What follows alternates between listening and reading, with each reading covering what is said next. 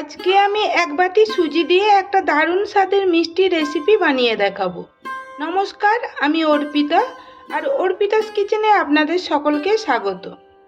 আমার আজকের মিষ্টি রেসিপিটা খুবই সহজ আর খেতেও হয় ভীষণই সুস্বাদু। আসুন তাহলে দেখে নেওয়া যাক আমার আজকের রেসিপি।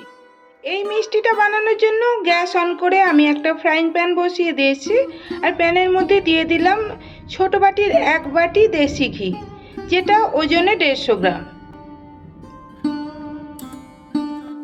ঘি মেল্ট হয়ে গেলে ঘিয়ের মধ্যে দিয়ে দিলাম এক বাটি সুজি, যেটা ওজনে 200 গ্রাম। এখন লো ফ্লেমে সুজিটাকে ঘিয়ের সঙ্গে ভালো করে ভেজে নিতে হবে, যতক্ষণে না সুজির কালার চেঞ্জ হয়ে যাচ্ছে। গ্যাসের ফ্লেমটা কোনো মতেই হাই করা যাবে না, তাহলে কিন্তু সুজিটা পুড়ে যেতে পারে। এইভাবে একটু সময় নিয়ে নাড়াচাড়া করে সুজিটাকে ভেজে নিতে হবে। বন্ধুরা, এইভাবে একবার সুজির মিষ্টিটা আপনারাও বাড়িতে বানিয়ে দেখবেন, খেতে কিন্তু ভীষণই সুস্বাদু হয়। দেখুন সুজিটা ভাজা হয়ে গেছে আর সুজির কালার চেঞ্জ হয়ে গেছে। আমি গ্যাসটা অফ করে দিলাম। তারপরে সুজিটাকে একটু ঠান্ডা করে নেব। সুজিটা হালকা ঠান্ডা হয়ে যাওয়ার পর যে বাটির মাপ করে আমি সুজি নিয়েছিলাম, সেই বাটির মাপ করে হাফ বাটি নিয়ে নিয়েছি পাউডার দুধ, আর সেই পাউডার দুধটাকে অল্প অল্প করে সুজির সঙ্গে মিশিয়ে নেব। এইভাবে গ্যাস অফ করে সুজি হালকা ঠান্ডা করে নেওয়ার পর পাউডার দুধ মেশালে কিন্তু দুধটা দলা পাকিয়ে যাবে না। বন্ধুরা, যে কোনো অনুষ্ঠানে, পূজা পার্বণে কিংবা বাড়িতে কোনো গেস্ট এসে গেলে এইভাবে মিষ্টিটা বানিয়ে আপনারাও পরিবেশন করতে পারেন। খেতে কিন্তু ভীষণই সুস্বাদু হয়। তাই রেসিপিটা শেষ পর্যন্ত দেখার অনুরোধ রইল। আর যেসব বন্ধুরা আমার চ্যানেলকে সাবস্ক্রাইব করেছেন তাদের অনেক অনেক ধন্যবাদ।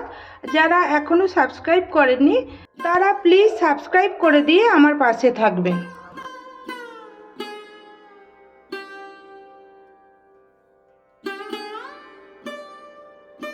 দেখুন সব গুঁড়ো দুধটা সুজির সাথে মিশিয়ে নেওয়া হয়ে গেছে। আর অপরদিকে যে পাত্রটায় আমি মিষ্টিটা সেট করব, সেই পাত্রটাকে রেডি করে নেব। তার জন্য চৌকো একটা অ্যালুমিনিয়ামের পাত্র নিয়ে তার মধ্যে একটু ঘি ব্রাশ করে দিলাম।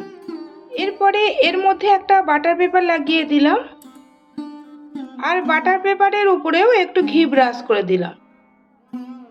তবে বাটার পেপার না দিলেও কিন্তু এই মিষ্টিটা খুব সহজেই বেরিয়ে আসে। এইবার মিষ্টিটার জন্য চাশনি বা চিনি শিরাটা বানিয়ে নেব। তার জন্য যে বাটির মাপ করে আমি সুজি নিয়েছিলাম, সেই বাটির মাপ করে নিয়ে নিলাম এক বাটি চিনি, আর দিয়ে দিলাম হাফ বাটির একটু বেশি, অর্থাৎ পৌনে এক বাটি জল। এখন মিডিয়াম ফ্লেমে চিনিটা মেল্ট হয়ে যাওয়া পর্যন্ত অপেক্ষা করব। দেখুন চিনিটা মেল্ট হয়ে গেছে। আমি কোনো রকম একতার বা দুতার বিশিষ্ট শিরা বানাবো না, শুধুমাত্র চিনির মধ্যে চটচটে ভাব আসা পর্যন্ত চিনিটাকে ফুটিয়ে নেব। দেখুন চিনি শিরার মধ্যে একটা চটচটে ভাব এসে গেছে। এইবার এই চিনি শিরাটাকে সুজি আর দুধের যে মিশ্রণটা আমি বানিয়ে রেখেছিলাম তার মধ্যে ঢেলে দেব। তারপরে গ্যাসের ফ্লেমটা লো করে ভালো করে নাড়াচাড়া করে এই মিশ্রণটাকে একেবারে ঘন করে মিষ্টিটাকে বানিয়ে নিতে হবে।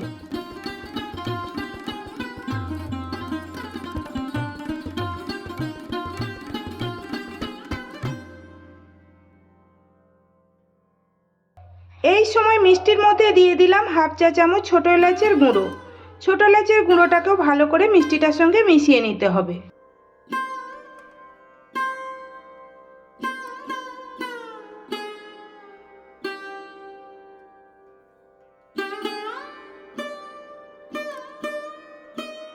লো ফ্লেমে 5 থেকে 7 মিনিট নাড়াচাড়া করে নেওয়ার পর মিষ্টির মিশ্রণটা দেখুন একেবারে ঘন হয়ে গেছে।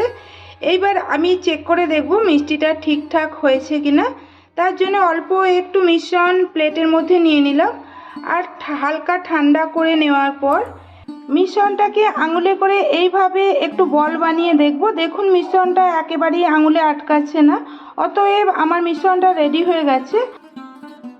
তারপরে মিষ্টি মিশ্রণটাকে আমি যে পাত্রটা মিষ্টি সেট করব সেই পাত্রের মধ্যে ঢেলে দিলাম। একটা চামচ দিয়ে মিশ্রণটাকে ভালোভাবে পাত্রের মধ্যে চালিয়ে দিতে হবে। এখন একটা থালা ঢাকা দিয়ে মিষ্টিটাকে আধা ঘন্টা ঠান্ডা হতে দেব। আধা ঘন্টা পর মিষ্টিটা মোটামুটি ঠান্ডা হয়ে গেছে। এইবার এই মিষ্টি শুদ্ধ পাত্রটাকে থালার মধ্যে উল্টে নিলাম, আর এইভাবে দুবার ট্যাপ করে মিষ্টি পাত্রটা তুলে নিলেই দেখুন মিষ্টিটা খুব সহজেই বেরিয়ে এসেছে। ওপর থেকে বাটার পেপারটাকেও সরিয়ে দিলাম। এইবার মিষ্টিটাকে আমি চৌকো চৌকো একটু বড় বড় শেপে কেটে নেব। আপনারা আপনাদের পছন্দ মতো যে কোনো শেপে মিষ্টিটাকে কেটে নিতে পারেন। একটা মিষ্টির পিস আমি তুলে দেখাচ্ছি, দেখুন কতটা সুন্দর দেখতে হয়েছে, আর খেতেও হয় কিন্তু খুবই টেস্টি। এখন মিষ্টিটাকে আরও সুন্দর দেখানোর জন্য আমি ওপর থেকে দিয়ে দিলাম সামান্য একটু পেস্তা কুচি। এটা দেওয়া সম্পূর্ণ অপশনাল, আপনাদের কাছে না থাকলে নাও দিতে পারেন। বন্ধুরা, আপনাদের যদি আমার এই মিষ্টির রেসিপি ভালো লাগে তাহলে অবশ্যই লাইক কমেন্ট শেয়ার করে দেবেন, আর আমার চ্যানেলটা প্লিজ সাবস্ক্রাইব করে দিয়ে পাশে থাকা বেল নোটিফিকেশানটা অন করে রাখবেন, যাতে আমার রান্নার আপডেট সবার প্রথমে আপনাদের কাছে পৌঁছে যায়। সবাই ভালো থাকবেন, সুস্থ থাকবেন, ধন্যবাদ।